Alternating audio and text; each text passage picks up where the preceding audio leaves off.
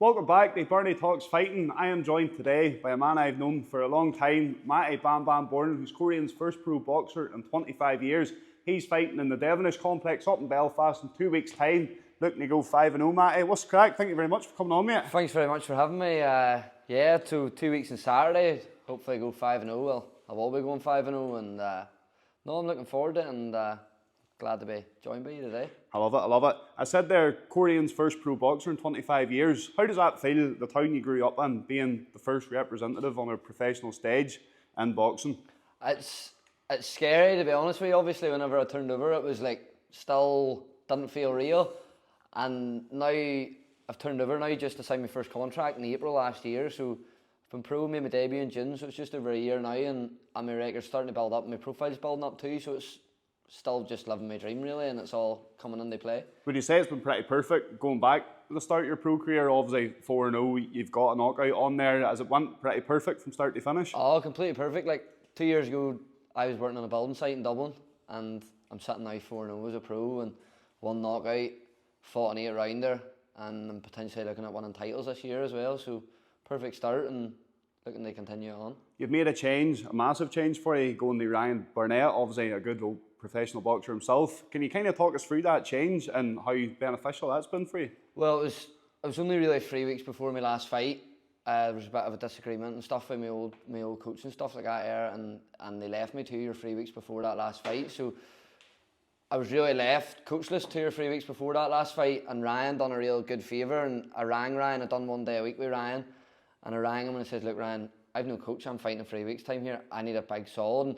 And Ryan put a lot on the line taking me on, because obviously I wasn't Ryan's style, because I'd only done 1 day a week with him. So he done a big favour and took me on, and risked his own coaching career to take me on in a massive fight like that, and like I'll always be grateful. And then obviously after my performance, I don't think it was the best performance, but he took me on full time now, and this is why I'm so excited. Obviously I wanted to show all in February, but now I'm going to have to show all now in April, and the difference in my fighting's next to none, you know, it's completely different. What kind of changes, sort of key changes in your game, do you think you've seen since move to Ryan? Well, watching my last fight back, my biggest problem was my head movement and my feet, and like Ryan's specialty is head movement and feet, and like the difference, you know, I was always good at attacking, but I just needed that wee bit of slickness to move my head, to move my feet, and that's now it's all coming into play. So I know I've got the heavy hands, but you know, if you don't set your punch up, you're not going to land them. You know, you've no point having heavy hands if you can't land the punch. Do you know what I mean? So that's going to be the big factor, is to hit and not get hit, and be slick and move, and the knockout will come then. They'll not have to go looking for it. Kind of, obviously I'm not too close to the boxing scene, I'm more an MMA man. Can you sort of summarise what this fight means? What's at stake in this fight in 2 weeks' time? So we're back down in the 6 rounds. I done 8 in the last round. So we're back down to 6 to kind of really work on getting everything perfect. So this fight's a really big one. Obviously it's to go 5-0, and you know, it's going to make me stand out, and it's going to lead to title fights and stuff like that too. So all eyes set for April, and then we'll look for another one before summer. So we will. Someone that's been mentioned, I've seen the video last week, Ryan Burnett, obviously holds the Irish title at the moment.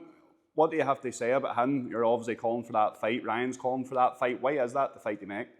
Because we know we'll beat him, and we know we'll knock him out. I really do believe that, and I think he believes that as well, and that's why he's not taking the fight. Do you know what I mean? But is it the opponent or the title that's enticing you about it? I have no problem. Like, you know, Rudan, like I have no problem with him at all. But he's got what I want, and I'm coming for it. So it's either up to him. But he's putting up there that he's proven all in Ireland. You clearly haven't proven all in Ireland, because you haven't fought me. Do you know what I mean? You fought 2 of the same boys twice. Like, you know, fight me, and then you can say you've got nothing to prove in Ireland. But don't be going up there and saying that air if you haven't fought me. How do you think that one goes against him? Me and him. Do you knock him out? Do you get a decision? I'll knock him clean out. I love the confidence. I always kind of like to go back to the start. Obviously through school, I always knew you were a boxer. I didn't know your goal, or I don't know if it was always your goal to be a pro boxer. Can you kind of take us back to the very start when you first put a pair of boxing gloves on? So I started boxing when I was 13 years old. I lost my first 5 fights, and people took the fucking complete hand out of me. The absolute hand out of me. Lost first 5 fights, and I remember going into my 6th fight and thinking, right, if I lose this, I'm done. and just by chance I won that. But like, you know, I lost a lot more. Do you think you would have actually been done? Or 100%. You think 100%, so? Yeah. I says if I lost another one, I was done, because you know what it's like when you're losing fights and you're training. All people are saying you're not good, like, you know, you're not winning. But people don't understand. Boxing is so, like, you have robberies upon robberies, but you're going out to your mate and being like, oh, how'd you do? I should have won, but I never got it. And I'm like, oh, fuck, dead on, you did, you did. So obviously, lost the first 5. I won no real major titles in the amateurs. Took a real good time off. I was stopped starting. I really took training too serious. And then when I did come back, I stopped again, and then fought a couple of competitions and stopped. And then I was working on a building site over in Europe. I was working on building sites in Dublin, down south. And I just remember looking around being like, this is not for me. I need to do something else. And I just pack my job on and come home and train full time. And it was hard at the start, like the money and all that too, but it's paid off. Why do you think you have seen a difference? And I've heard you actually say this before. In the amateur scene, you obviously didn't do as well as what you would have wanted to. Then going pro, it's been perfect. What is the big difference kind of between the amateur and pro scene in boxing? Why have you found success in one and not the other? Well, you see, when you fight in the amateurs, sometimes it's 3 1.5 rounds. Not much time to get anything done. Minutes, and boys are just hitting you, moving. So you're constantly going looking for the boy.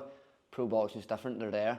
You know, I'm not going to have to go around chase them. They're there. My heavy hands, smaller gloves, longer rounds, and then my heavy hands start to come into play. Do you know what I mean? So I try and tell people all the time, it's amateur boxing and pro boxing are 2 different sports. Like, you could be an Olympian and you could go there and get beat by a journeyman in boxing. You know, it's mad. But I've always had a pro style. And when you're in the amateurs fighting with a pro style, it's really, really hard. Because nobody will exchange with you. They just go, they feel your power, and then they go, right, fuck that, bang, move. They're away. So when you even come into a clinch in amateur boxing, the ref will step in and break. Pro boxing, it's work it out, boys, work it out. It's a lot rougher. It's more of a fight. I believe amateur boxing is a sport, and you can get off with wee things. You got pro boxing, you will get knocked out cold, and it's a fight. Did you know that from the start? Like, when you were doing amateur boxing, did you know, right, my style is more suited to be a pro boxer? Is that something you always had in the back of your mind? Did it kind of work as a reason to say, right, maybe this isn't why I'm being successful here? Did you always know that my style is pro boxer? We always used to be like, you have a wild pro style and all that too. Like, I was never on my toes. I was never bouncing on my toes and check kicking boys away and all. I was just forward. And obviously I wasn't the perfect boxer and all this here. My head didn't move enough, you know, but it was hard to fight people when they didn't want to fight with you. They just were on the back foot, clinching with you and moving. And it's now, like, you know, luckily I've got Ryan involved now. I've got my head moving, I've got my hands moving, my feet are moving.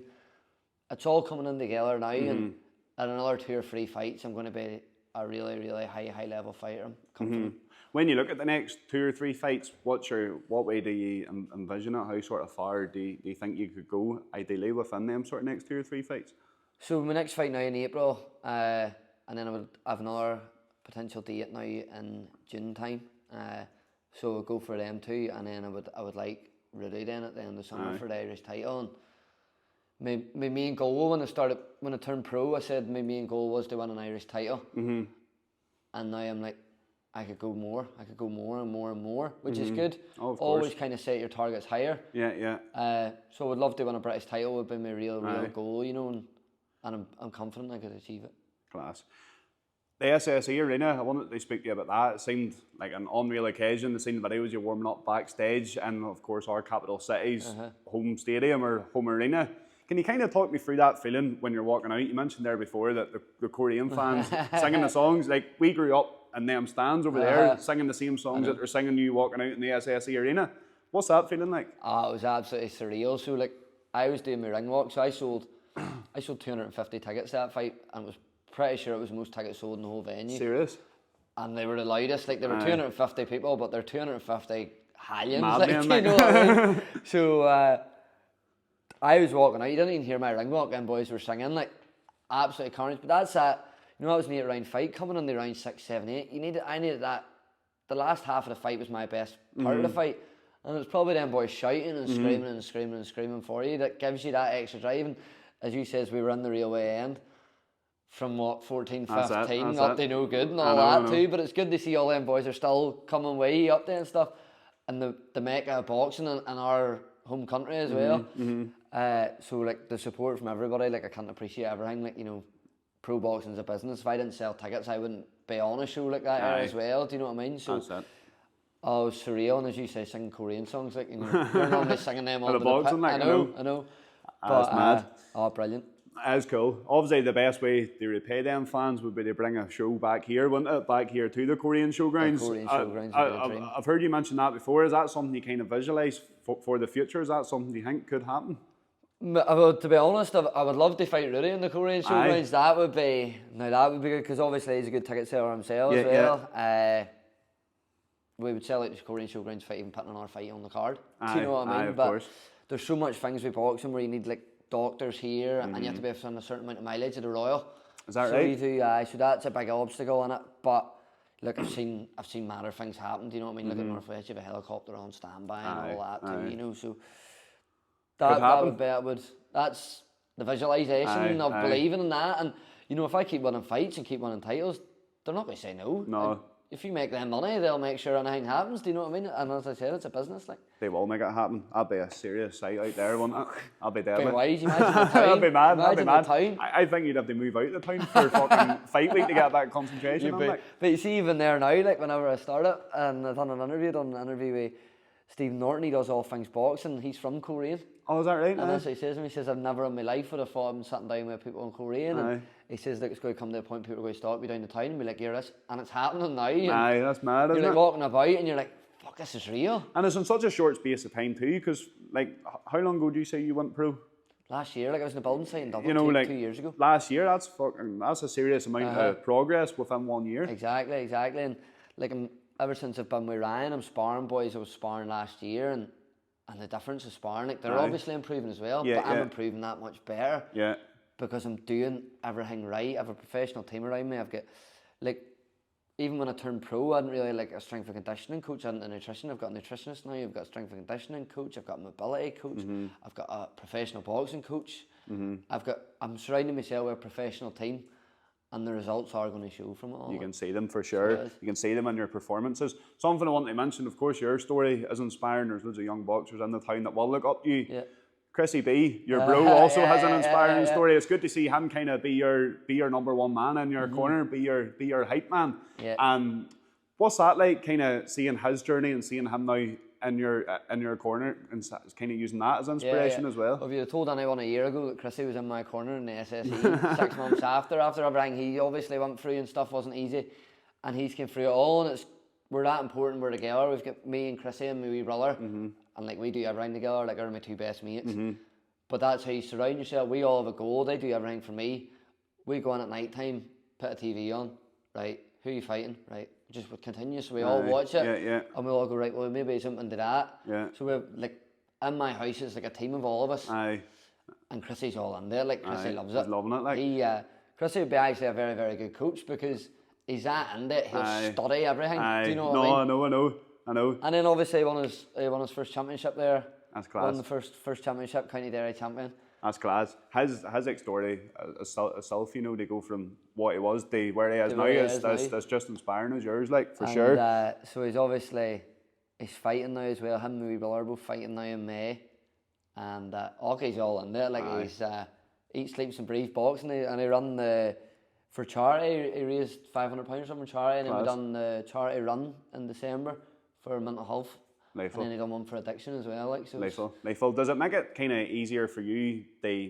Obviously you're going to be so involved in it anyway, but the fact that you have got the ones closest to you, your brothers also living not the same life, but nearly the same life. Do you see that as a big benefit? Well, if I'm in camp, like, and I'll come down here and do my training, like, they're here with me. Even if I'm out sprinting by myself, he might not be sprinting, but he's out. Right, fuck, come on here, come on. Yeah. And that's giving me a drive. So that's why I try and say to people, it's not just me in the ring.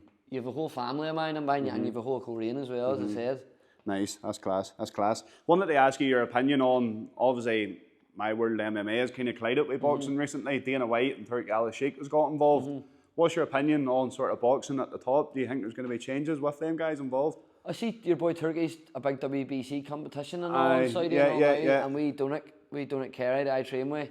He was fighting there. On the Callum Walsh. The Callum Walsh card as well. Him and Ryan were over there too, and you know, obviously he's the connections and all that too, and that's the people I'm surrounding myself with. So, you know, if an opportunity like that came up, can you imagine that, fighting in Madison Square Garden, a wee boy from Coleraine? It'd be madness, wouldn't it? Just go to Coleraine matches and be a Italian. What a story that'd be.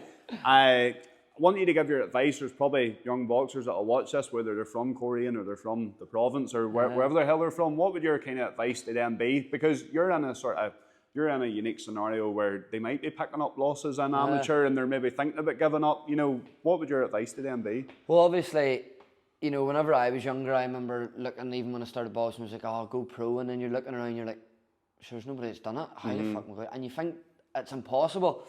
But, like, you know, it just shows I'm true example. You know, if you just put the head down, like, you know, lost my first 5 fights. I wasn't the most talented boxer ever, nowhere near it. There was boys just going to give me beatings every night, and you question, right, is this for me? But if you put the work in, the results will show. So, like, you know, don't be listening. Like, I've trained a lot of boys as well with PT and all, and they come in to me and, like, my mate said this. I said, mate, don't listen to what your mates are saying. Like, you know, they're the people that are trying to bring you down. Your mates might be saying to you, like, come in, like, do another one, push on. It's not impossible. If you put the work in, the results come off, and just keep showing up every single day. Just keep showing up. Do you know what I mean? So just about that consistency, isn't it? Consistency all the time, and, like, you find there are a lot of people that have all that natural talent. There's no fucking go on them. Do you know what I mean? There's no go on them. It's all just they know they're better than other people, so they can feel, right, I can slack off a wee bit now, but it's not that way. I think the consistency, it goes a lot longer way, doesn't it? You know. Hard work beats talent every single time. And if you're talented and you hard work, you're unbeatable. You'll be a dangerous boy. Do you know what I mean? I always like to finish on this question. It's one that requires a wee bit more thought. Why do you fight? I love fighting. I'll get a feeling like, you know, people go training there and they don't like training. I love training. I love being in camp. Don't get me wrong, missing all the nights out and all that it's hard. Like, you know, like over Christmas there, I've been in camp now since the week before Christmas. I never really I'd never had a drink over Christmas, and then the fight fell through, which was a hard one to take. But I fight because it makes me feel good. Like, boxing's not just for self-defense, it's for your mental health and stuff as well. Of course. So I fight for the enjoyment of fighting. I fight because I like putting Coleraine on the map. That's especially why I like pro boxing. Like I said at the start, Coleraine's going on the map, and it really is, and it's only going to go more and more and more. And, you know, once I'm finished fighting, my goal would be to take another lad from Coleraine and the pros, whether that's with me or with somebody else, but I would like to be involved. And, you know, whenever I turned pro, it was hard to, boys to sign you, or like, can you sell tickets? I've never heard anyone from Coleraine that can fight. And turn pro. And then I turned pro, and so they rang me 2 days before my first fight in Belfast and says, there's a boy pulled out, would I fight? And I says, no bar. And they says, how many tickets would you sell in 2 days? And I says, 100. And they're like, dead on. And I was like, well, give me 100 tickets. And I said, I sold 100 tickets in 2 days. That's deadly. Sold 250 to the last one. So Coleraine's a boxing town. And the thing about Coleraine is everybody backs each other. Do you know what I mean? It's a real local committee kind of. You know, if one go, we all go. Do you know what I mean? Like, look at even there, you go to the Coleraine matches, like, it's like the second highest attendance in the whole league. Do you know what I mean? At the minute, like, how many people is there? There's not many people in Coleraine compared exactly. to Belfast. Do you know what of I mean? Course. So, no, Coleraine, we're going to put Coleraine on the map, and it's going to become a big boxing town. I can't wait to see it. I'll let you finish. I'll let you have the last word. Do you want to give a shout out to your sponsors? Big, massive and thanks. The ones that support you. To all my sponsors for everything they do. So we've got Causeway Geotech, we've got Spar Greenmount, we've got Railway Arms, Shoe Camp Arbon, Coleraine FC Shop, Hummingbird Project, The Anchor. A big massive shout out to my coach Ryan and my S&C coach Chris Gregg and Paul Humphreys, who does my S&C and mobility, and my nutritionist 6 Elements, because without any of these people I wouldn't be where I am. Do you know what I mean? Like, you know, there's not a lot of money in pro boxing, and if it wasn't for my sponsors. And obviously a big shout out to all the ticket buyers, because without all them, I wouldn't be standing here speaking to you today. Aye, so of course. We'll finish on that, Matty. It's Very great seeing you doing so well, and I'll be there for the rest of the journey. Thank you very Coleraine. much. Upper Coleraine.